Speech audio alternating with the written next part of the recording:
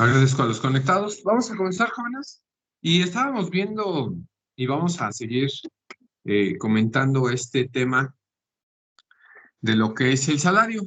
Vimos en unas sesiones anteriores los elementos, el salario, qué era el salario y cuáles eran los elementos del salario. Y bueno, pues vamos a continuar en en esta presentación y vamos a comentar precisamente de lo que es el salario.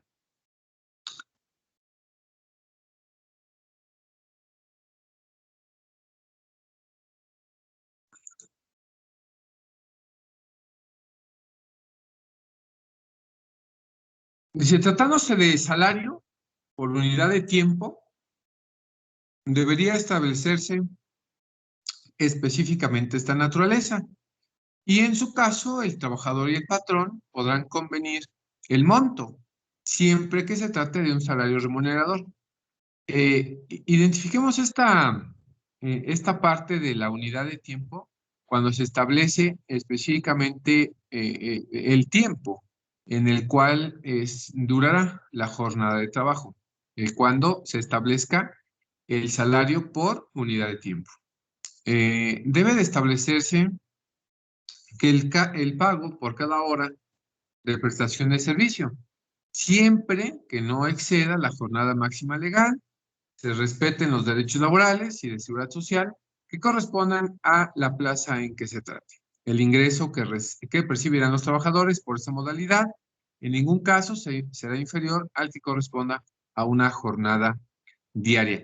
¿Qué refiere esta situación, jóvenes? Bueno, recordemos que en el 2012 hubo esta reforma importantísima en cuanto a la forma de determinar el pago del salario por hora. Ahí fue cuando nació, jóvenes, el pago, el pago por la jornada, pero por horario, o sea, por hora.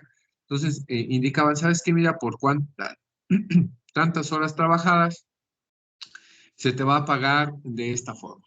Es decir, se pagaba por hora, así pudiese ser prudente.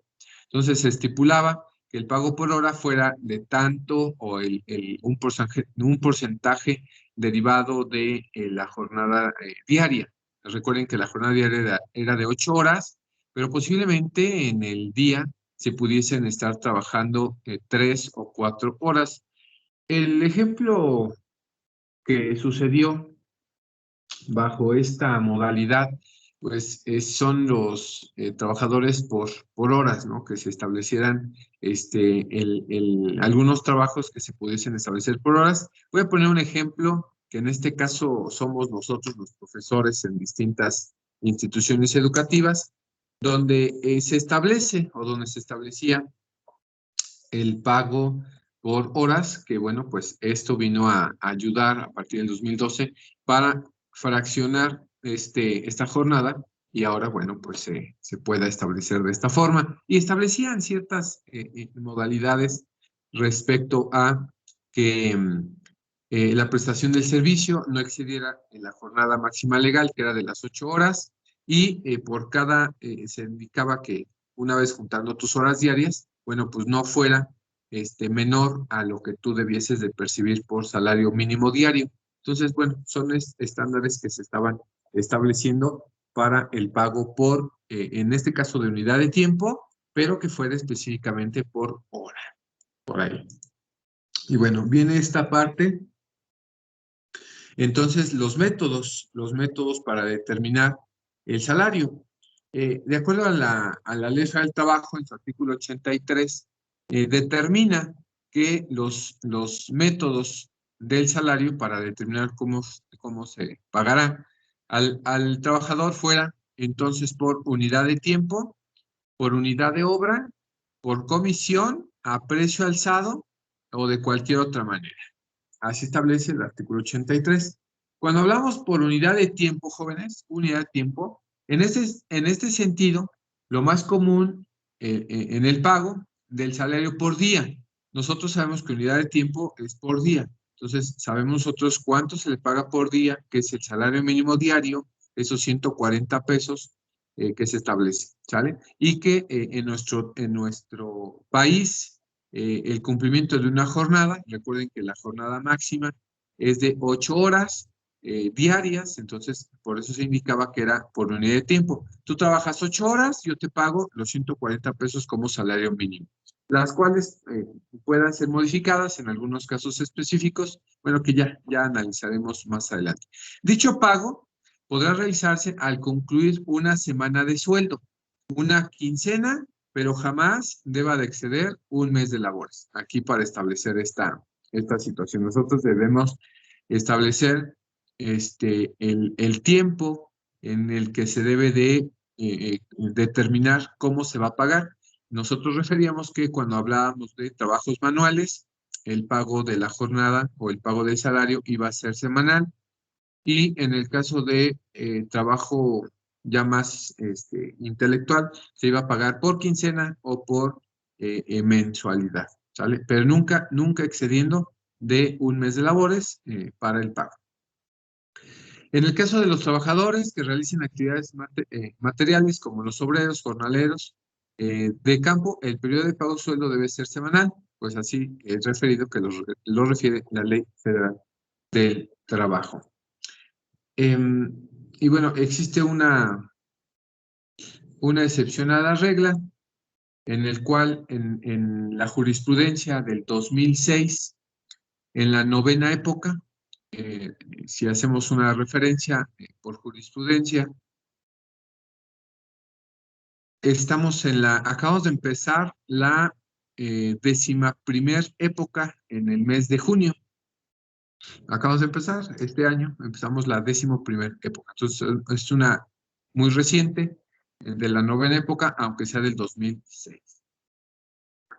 ¿Qué refiere esta excepción de la regla en cuanto a la unidad de tiempo? Bueno, dice por allá que si bien es cierto que el artículo 88 de la Ley Federal del Trabajo prevé que el plazo para el pago del salario nunca pueda ser mayor a una semana para las personas que desempeñan un trabajo material, también lo es que en el ofrecimiento de trabajo formulado por el patrón a un trabajador se realice este tipo de labores con un plazo para el pago de salarios de 10 o de 15 días. No se establece de mala fe, siempre que se ofrezca en los mismos términos y condiciones en que se venía desempeñando. Y en juicio se acredite que el trabajador se le cubría un salario en alguno de estos plazos, pues con ello no se altera el salario. Una de las condiciones fundamentales en la regla laboral de la Suprema Corte establece jurisprudencialmente para la calificación del ofrecimiento de trabajo, en razón de que en el propio trabajador era anuente en que se le cubriera su pago en un plazo distinto al establecido en el precepto citado y satisface la intención del legislador, consiste en que las personas que desarrollaron este tipo de labores reciban su salario en plazos razonables cortos.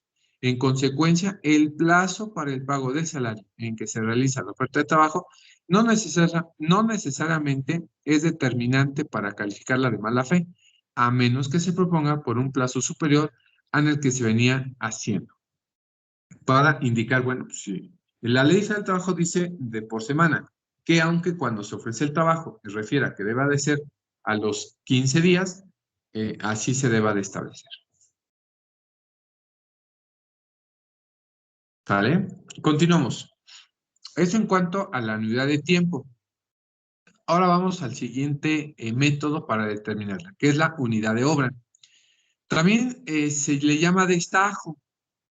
Es muy común que aquellas actividades donde pueda ser cuantificable la producción del trabajador en maquiladoras, constructoras, en servicios profesionales, se debe establecer cuáles son los lineamientos o parámetros de la cuantificación, es decir, cómo se llevará a cabo la medición o conteo del producto o servicio. Al finalizar la jornada de trabajo, se deberá hacer el pago acumulado por las unidades productivas. Aquí nosotros en unidad de tiempo establecemos, por ejemplo, en las maquiladoras, establecer cuántas unidades del producto que realiza la empresa elaboró el obrero y sobre ello pagarle una prima al finalizar el corte de todas las unidades producidas y sobre de ello efectuar el pago al obrero. Entonces, aquí podemos determinar que la unidad de obra es el famosísimo destajo, en el cual se dice, a ver, mira, si bien es cierto, te voy a pagar, pero te voy a pagar por unidad de obra. ¿Cuántas unidades has realizado? Y referente o respecto a ese tema, una vez que se haga el conteo diario o el conteo de acuerdo a la semana, por ejemplo, establecer cuántas se elaboraron y de ahí marcar un parámetro del equivalente a cuántas unidades, costo por unidad, y sacar el referente al costo por el tiempo. Ahí se puede establecer diario o por semana. Otro ejemplo es en la industria, se puede cuantificar el producto o la producción del obrero de cuando en el volumen de construcción realizado, es decir, por metros lineales, metros cuadrados, etc. Aquí tenemos a los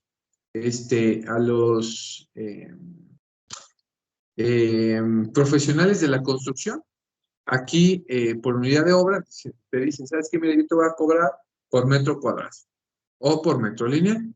Yo te cobro por el monto, que lo más común ahora es por metro lineal. Te dicen, ¿sabes qué? Mira, por construirte una barda, te voy a cobrar tanto. Eso se denomina unidad de obra, ¿sale? También, en algunos casos, en cuanto a servicios, por ejemplo, en seguros, agentes de comercio o ventas, se puede pactar una unidad vendida. Y ahí no sé si ya esté Abimael en sesión. Abimael, quiero hacerle una pregunta. Sí, dígame. Oiga, en su trabajo, ¿no se establece la unidad de obra? ¿Cuánto le pagan por salario mínimo y cuánto le pagan por venta? Hay una, como una, no sé, algún estímulo por venta que realizo, algo así. Sí, sí, cada uno llega a su meta, ya sea semanal o mensual, de que les ponen, que a nosotros como vendedores de muebles nos ponen una meta de 123,000 pesos. De acuerdo a esa venta nos dan una comisión del 2% y del salario mínimo por día son 222. A ver, ahí ya no entendí. Sí, Usted tiene un sueldo quincenal, base. ajá, Ok, ese es base, ¿no?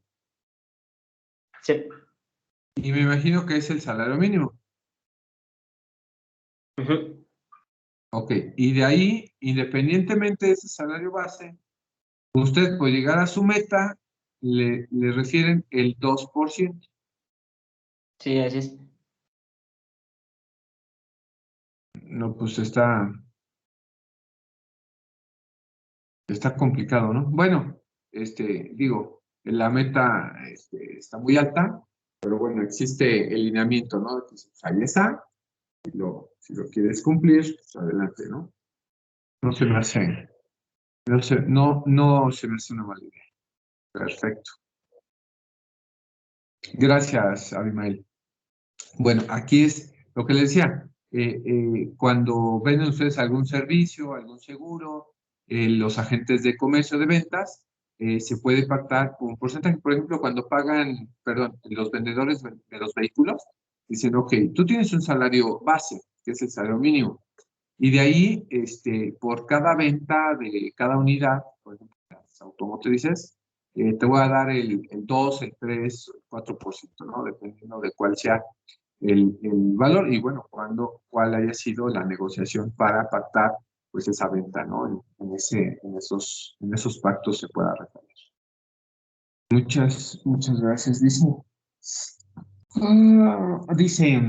cuando el salario se fije por unidad de obra, además de especificarse la naturaleza de esta, se debe de hacer constar la cantidad y la calidad del material, el estado de herramienta y útiles que el patrón, en su caso, proporcione para ejecutar la obra y el tiempo en el que los pondrá a disposición del trabajador, sin que pueda exigir cantidad alguna por concepto del desgaste natural que sufre la herramienta como consecuencia del trabajo. Bueno, esto en cuanto a determinar cuál es la unidad de obra. El siguiente método para determinar el salario, entonces, va a ser la comisión. Cuando hablamos de comisión, se pacta una prima sobre el valor de las mercancías vendidas. Constituye un porcentaje en relación con el número y el valor de las operaciones que concrete el trabajador. Exactamente se establece, en vez de la anterior, la unidad de obra, tendría, también pudiese establecerse como por comisión. Entonces ya se establecen porcentajes única exclusivamente respecto a la comisión, cuando únicamente trabajan por comisión. Aquí hay muchas dudas, por ejemplo, de las ventas por catálogo. Cuando nosotros establecemos la venta por catálogo, así determinable, la venta por catálogo se establecen ciertas comisiones. Entonces, aquí se establece, ¿sabes qué? Mira, tú trabajas por comisiones, única y exclusivamente, no tienes un salario base, únicamente tienes las primas sobre lo que tú vendas, que podríamos determinar que son las ventas por catálogo. Entonces, aquí pudiese existir una duda. ¿Soy o no soy trabajador de estas empresas que ahora se dedican a vender por catálogo? Y hay bastantes, ¿no? Por mencionar algunas que pudiésemos establecer, venta de zapatos, para no decir marcas, venta de zapatos, de ropa, ahora también muy común la venta de ropa, que pudiésemos establecer por comisiones y que se establece esta parte, ¿no? En el método para determinar el salario, aunque, bueno, pues existe todavía muchas lagunas en cuanto a determinar que somos o no trabajadores por comisión directamente. Y, bueno, pues viene referente a esta situación, ¿no? Entonces, tenemos esas ciertas dudas, ¿no? Y bueno, la ley así lo refiere, nada más. La siguiente forma para determinar el salario es a precio alzado. Aquí consiste en contratar toda la labor o la actividad a desarrollar por una cantidad determinada.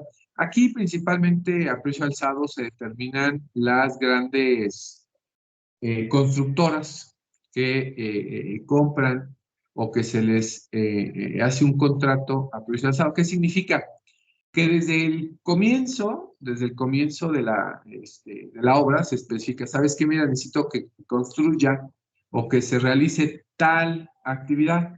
Independientemente si sube o no sube el valor de los materiales, pues ya quedó contratado a precio alzado, ya no se puede determinar un costo mayor o un costo menor, porque se especificó en el proyecto de obra, por ejemplo, a precio alzado, cuáles serán los montos.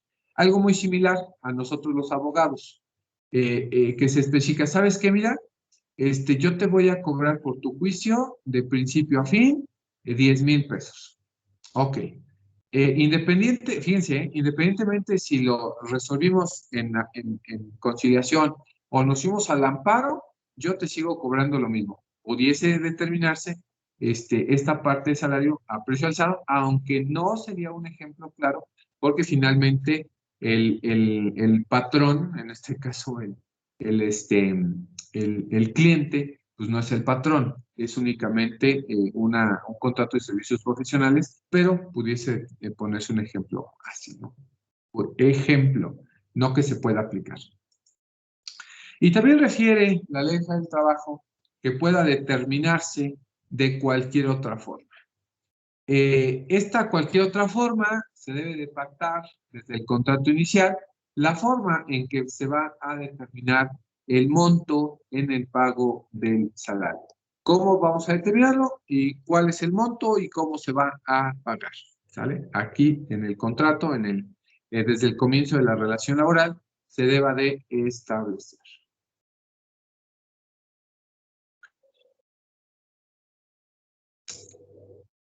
¿Y cómo se va a cuantificar y cómo se va a fijar el salario? Bueno, esta esta parte de cómo cuantificar y cómo fijar el salario, nosotros lo vamos a determinar como el famosísimo salario diario. Esta parte del salario diario nosotros lo vamos a identificar en cuanto a dos partes. Un salario diario base y un salario integrado. Cuando nosotros establecemos un salario diario base, este salario diario base es el salario tabular por cuota diaria y prestaciones adicionales que recibe el trabajador diariamente de manera regular e invariable. Aquí nosotros podemos determinar qué es la unidad de tiempo que está pactado en el contrato o la unidad de obra que pueda ser variable y deba cuantificarse en base al promedio de percepciones sumadas durante la jornada semanal, sumar los 7 días de la semana y dividir entre 7 días. Por ejemplo, si es por unidad de obra, por ejemplo, en el destajo, ¿no? Que se determina así.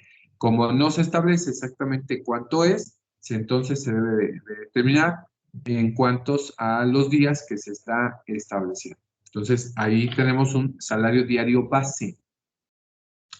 Cuando hablamos del salario integrado, este salario integrado es el conjunto de pagos hechos en efectivo por cuota diaria, gratificaciones, percepciones sociales, percepciones cuantificables en especie, habitación, primas, comisiones y cualquier otra cantidad o prestación que se entregue al trabajador por su trabajo. Y miren, afortunada o desafortunadamente, aquí tenía yo, o aquí tengo, un recibo de nómina.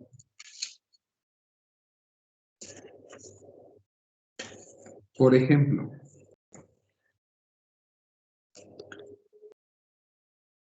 para determinar esta parte, ¿no? Del salario diario, base e integral. Miren, aquí tengo un recibo de la Universidad Autónoma del Estado de México a mi favor. Este es un recibo de nómina propio. Les voy a mostrar de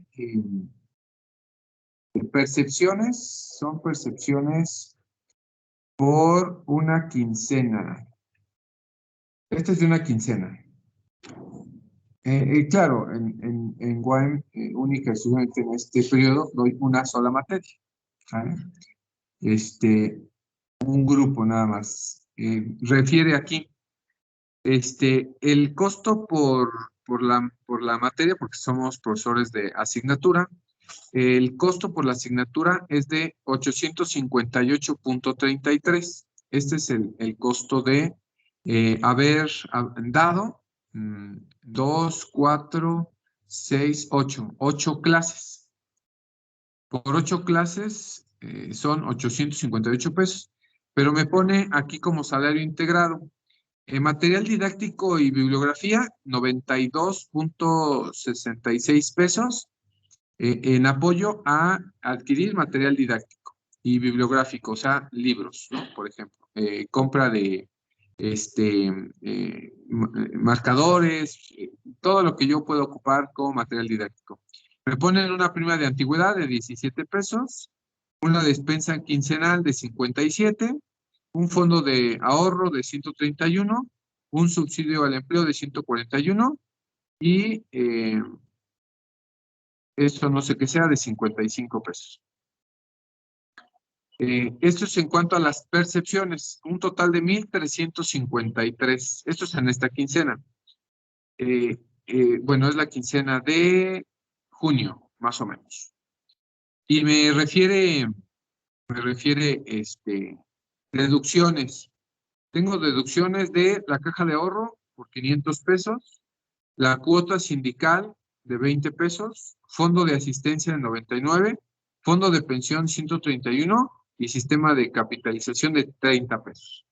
Entonces, aquí refiere que tengo yo como salario integrado todas estas percepciones que, bueno, pues así me las integra, ¿no? Entonces, bueno, este es para que vean ustedes, este es mi recibo de honorarios. Y bueno, nada más aquí para que vean cómo refiere esta parte, ¿no? Por ahí, si alcanzan a ver en la pantallita, ¿saben? Y aquí están, ¿no? Todo lo que mi salario integrado. Ahí está. Bueno, ojalá se vea, porque yo no lo veo de forma correcta, lo veo en contrario. Bueno, ahí, ese es un ejemplo, jóvenes, para que nosotros lo podamos ubicar correctamente. ¿Sale? Ahora, ¿cómo se va a integrar? Hablábamos del salario diario integrado. Son los pagos hechos en efectivo. En efectivo. Hablábamos de la cuota diaria, las gratificaciones, percepciones, habitación, prima, comisión, prestación de especie o cualquier otra cantidad o prestación que se entregue al trabajador por su trabajo. Aquí entran estas tarjetas em, que llegan a otorgar ciertas empresas por canasta básica, ¿no? Entonces, les dan unas tarjetas con dinero electrónico para que te vayas a gastar en tu despensa. Así se establece. Y refiere del salario, ¿no? El salario debe ser remunerador y nunca menor al fijado como mínimo, de acuerdo con las disposiciones de esta ley. Para fijar el importe del salario se tomará en consideración la cantidad y calidad de trabajo. En el salario por unidad de obra, la retribución que se pague será tal que para un trabajo normal en una jornada de 8 horas, dé por resultado el monto del salario mínimo por lo menos. Por eso les decía, si tú estás trabajando por hora, se debe de establecer el aproximado a que en el día, pues no se te esté retribuyendo menor al mínimo. Entonces, también esta parte, ¿no? Está protegida.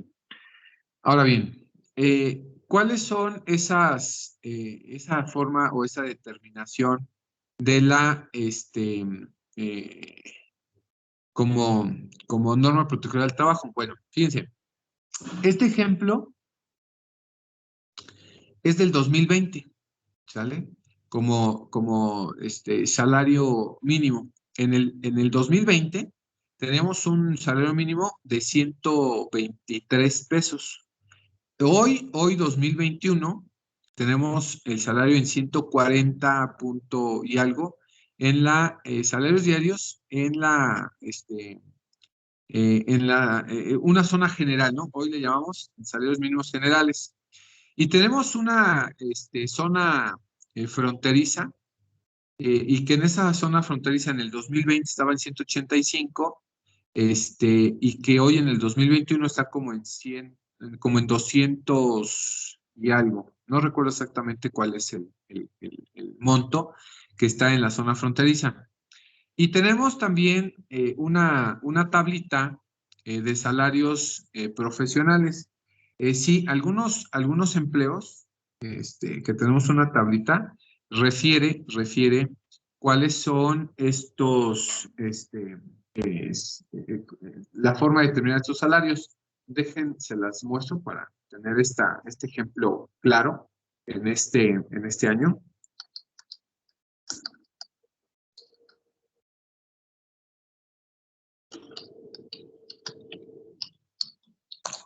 Para este 2021, ¿sale?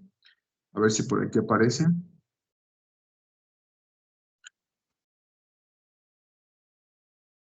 Por lo menos así rápido, ¿no?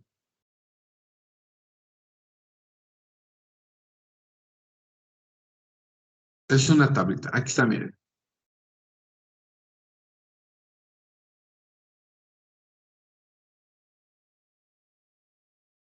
Y no los estaba yo engañando. No sé por qué refiere este salario. No debiese ser mayor. Yo recuerdo que era mayor. Ahora vamos a ver.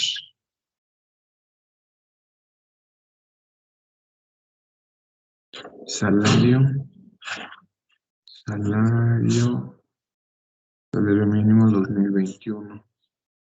141. Está mal. Este está mal.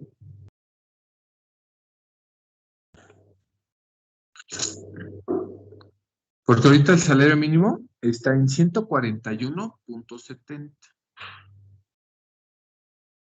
A ver si ya está actualizada. Esta. Sí, en una de gobierno, ¿no? Más fácil.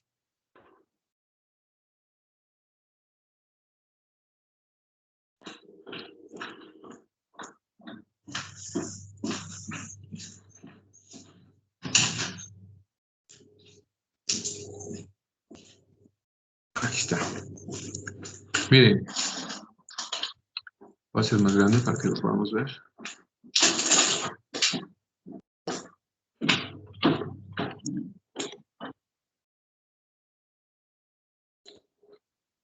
Aquí está, miren. El salario mínimo a partir de enero de 2021, por acá está, ¿no? Pesos diarios, monto vigente 2021, en la zona geográfica general, zona geográfica general, estamos hablando de 141.70. Y para la zona fronteriza norte, específicamente el norte, estamos hablando del salario mínimo de 213 pesos. Esto para que se queden a trabajar en el país y no vayan a trabajar a Estados Unidos. Por eso se determina así. Y existen trabajos profesionales, ¿sí? Por ejemplo, el albañil debe ganar 213 pesos diarios, ¿no?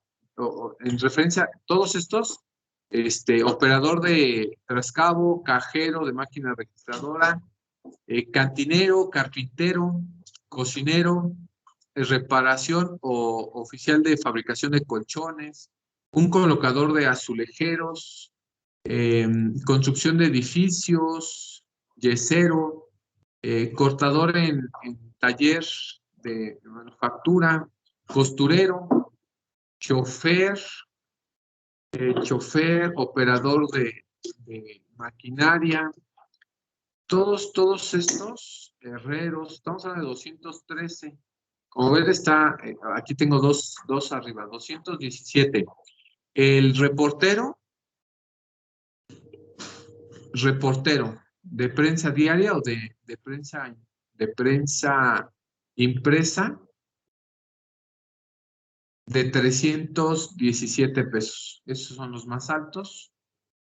Ahí están. Todos los demás, 213 pesos. Hay una generalidad en esta parte. Bueno, esto como salario mínimo para el 2021. Y venimos del 2020, que era la que se ponía aquí en la exposición, de los 123, subimos del 123 del 2020 a 141 al 2021. Aproximadamente 20 pesos, ¿no? De diferencia, bueno, 18 pesos. Y de la zona fronteriza de 185 se fue hasta 213. Ya expliqué por qué. Bueno, estamos hablando de un incremento del 15% anual, ¿sale? Con referencia al 2019, del 2019 al 20, fue un porcentaje del 6% en cuanto al aumento. Ya para este año fue del 15%.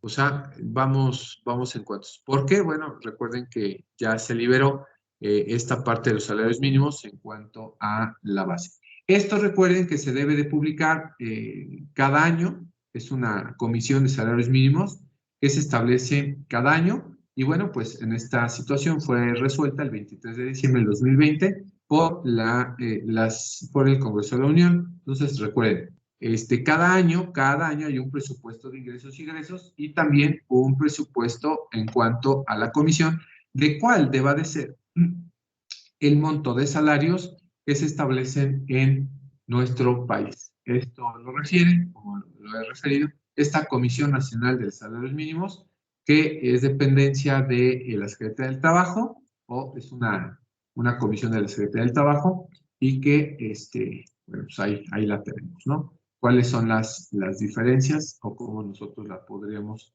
establecer? ¿Sale? Ahí para que tengan este ejemplo. ¿Vale? Continúo.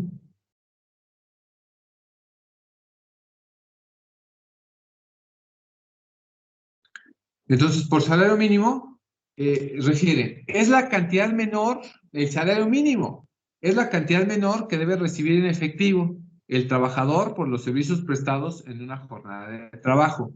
El salario mínimo deberá ser suficiente para satisfacer las necesidades normales de un jefe de familia en el orden material, social y cultural, y además para proveer a la educación obligatoria de los hijos. Es considerada de utilidad social el establecimiento de instituciones y medidas que protejan la capacidad adquisitiva del salario y faciliten el acceso de los trabajadores a la obtención de satisfactores.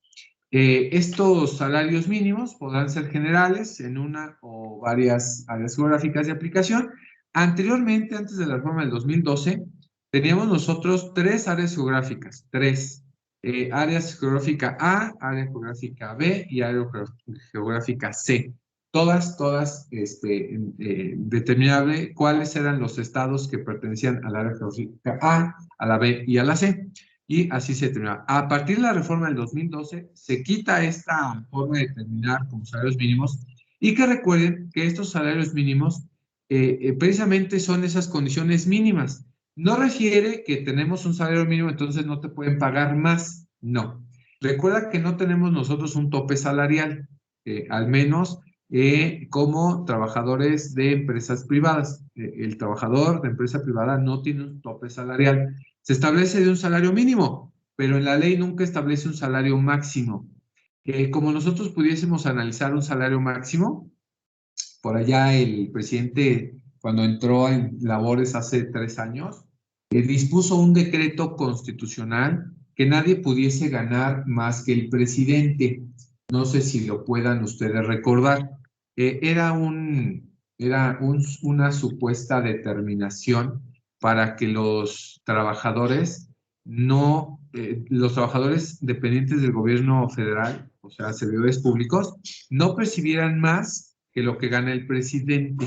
Bueno, eso ahí fue es un decreto que todavía está por ahí en pugna después de 3 años en lucha, porque no se puede determinar esa parte, ¿sale? ¿Dudas? No, profe. Ninguna, profesor.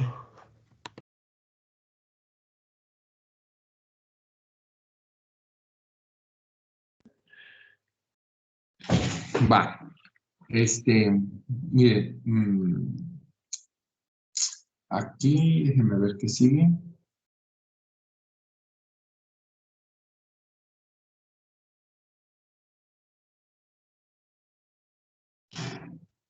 No, aquí vamos a dejar esta sesión.